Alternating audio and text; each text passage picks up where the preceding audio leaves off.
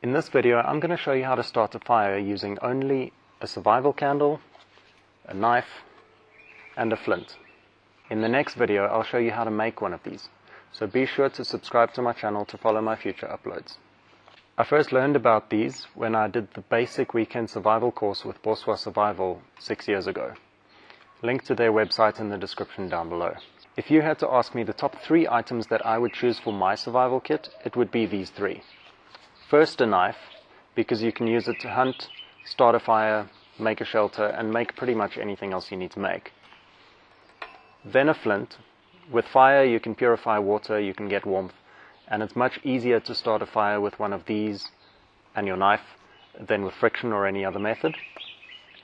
And thirdly, the survival candle. You'll understand why when you see how it works. The reason I feel the survival candle is such a handy thing is because it essentially contains your tinder and your kindling in one compact waterproof package. You could literally get all your equipment completely wet and still start a fire with this.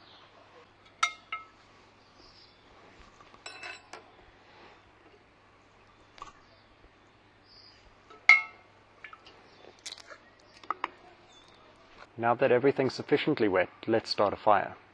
Just a quick reminder, you do this at your own risk. First, I'm cutting a piece off the survival candle. In a survival situation, you'd want to ration this and make sure it lasts as long as possible.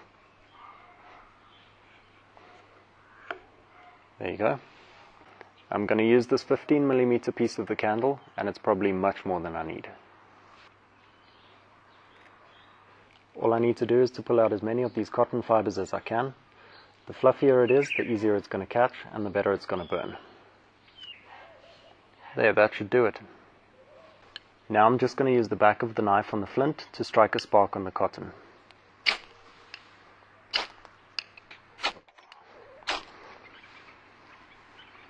And there you have it, fire.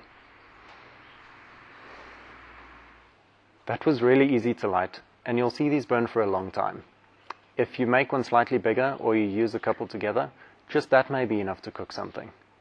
Otherwise, once you add wood to this is enough of a flame to really start a proper fire easily. The best part is that it's fully waterproof.